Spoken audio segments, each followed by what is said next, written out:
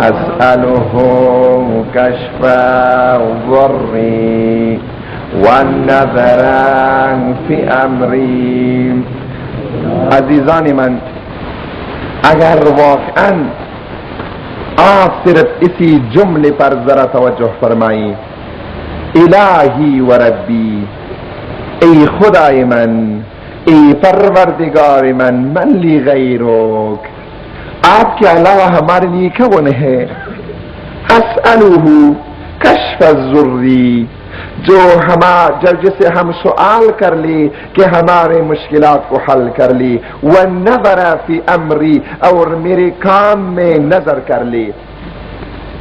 آوائی عزیز، یہ جملہ جو آپ کہہ رہے ہیں، آپ بھی کہہ رہی ہیں، لیکن کراچی کے ایک امام باری نے فرش پہ بیٹھ کر خدا کے ساتھ یہ جملہ کہہ رہی ہو، اور آپ کے بعض بھائی جو افغانستان مظلوم میں یا لبنان مظلوم میں یا کربلا ایران میں مورچوں میں بیٹھ کر وہاں پر خدا کے سامنے ہی جملہ تکرار کرے، الہی من لی غیرک، اے خدا، اس وقت کی کفر ہر طرف سے ہم پر ہجوم کیا ہوا ہے، آپ کے علاوہ ہمارا کون ہے؟ اور میں یہ کہوں کہ ہمارے رہبر خمینی عظیم بھی جمران میں بیٹھ کر خدا کے سامنے حضور میں یہی جملہ کہہ رہے، الہی من لی غیرک. لذا چونکہ خمینی نے آج خدا کے ساتھ ارتباط قائم کیا ہے، دعا یعنی عبد و مخلوق کے واسطہ، یعنی فانی کا محدود کا غیر محدود کے ساتھ اتصال، دعا یعنی ایک طاقت بے حد بیان، اس کے ساتھ انسان کا مربوط ہونا. لذا جو بھی خدا کے ساتھ رابطہ پیدا کرتا ہے وہ نہ پھر امریکہ سے ڈرے گا نہ روس سے ڈرے گا. اے عزیزان من، اے جوانانی کراچی، بے خدا ایسے محافل کی قدر کیجیے. محافل دعا ہے، یہی محافل ہے کہ جس سے آج منافقین اور کفار ڈرتے ہیں. آج امریکہ کو، آج روس کو ایسے محافل سے خطرہ ہے، اس لیے کہ ایسے محافل میں ہمارے جوان خدا کے ساتھ رابطہ پیدا کرتا ہے، ہمارے جوانوں کی دلوں میں خدا کا خوف آتا ہے. جن کی دلوں میں خدا کا خوف آتا ہے، من خاف اللہ،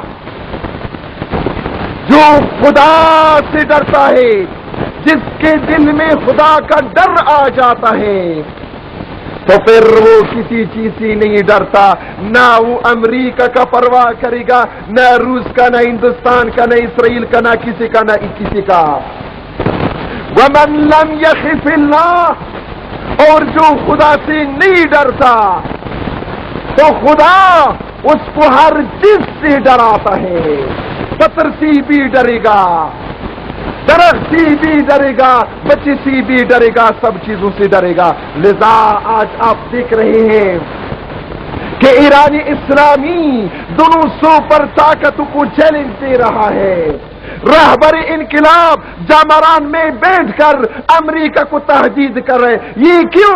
اس لیے کہ خمینی خدا پر توکل رکھتا ہے، خمینی کے دل میں خوف خدا آ گیا ہے. لذا آج وہ کسی کا پرواہ نہیں کرتا. بے خدا، اگر آپ نے ایسے محافل میں خدا کے ساتھ رابطہ پیدا کیا، آپ کے دل میں خوف خدا آ گیا، تو پھر سب آپ سے ڈریں گے اور آپ کسی کا پرواہ نہیں کریں گے.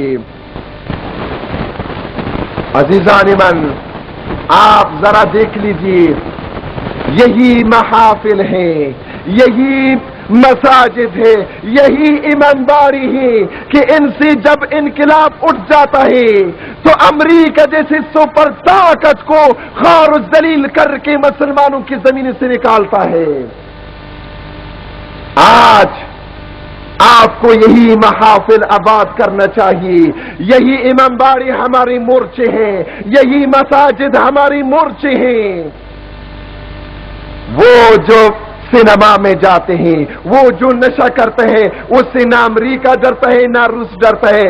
آج اگر امریکہ و روس ڈرتا ہے تو ان جوانوں سے ڈرتے ہیں جو مساجد میں نمازیں پڑھتے ہیں، ان جوانوں سے ڈرتے ہیں کہ جو امام باڑ میں آ کر حسین کے مشن پر بحث و گفتگو کر کے اور حسین کی عزاداری کرتے سینہ زنی کرتا ہے۔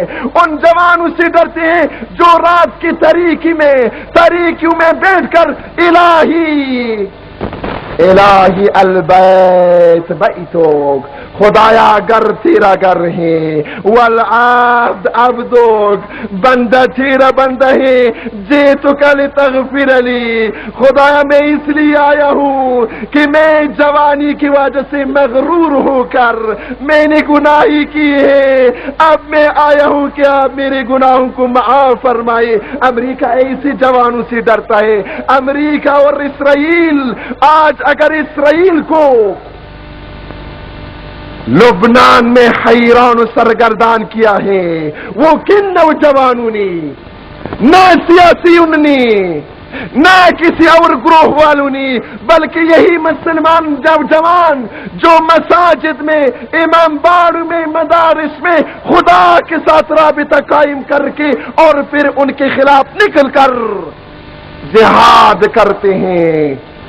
لذا آج الحمدللہ ہم دیکھ رہے ہیں کہ کراچی کی سرزمین پر دعائے کمیل کی محافل، جس میں نوجوان بری ہر قسم کی مسرات شرکت کر کے خدا کے ساتھ رابطہ قائم کر کے اور تجدید عہد کرتے ہیں۔ خدایا اس دور میں پاکستانی مظلوم بھی اسی طرح ہے، ایک طرف روس نزدیک آ گیا ہے، دوسری طرف ہندی گاؤں پرست دھمکیاں دے رہے، تیسری طرف امریکی شیطانی بزرگ خلیج کی پانی میں اپنا بیڑا لا کر ہمیں اور ہماری بھائیوں کو دھمکیاں دے رہے۔ خدایا ہم مسلمانوں کا سوائے آپ کے کوئی نہیں ہے، الہی من لی غیرک، الہی و ربی من لی غیرک، اسألو کشف ضری و نظر فی امری، الہی و مولائی اجریت علی حکمان اتبعت فی ہوا نفسی ولم احترس فیہ من تزیین ادبی فغرني بما أهوى وأسعده على ذلك الغضب فتجاوزت بما جرى علي من ذلك بعد حدودي فخالفت بعد أوامرك فلك الحمد علي في جميع ذلك ولا حجة لي فيما جرى علي فيه قضاءك وألزمني حكمك وبلاءك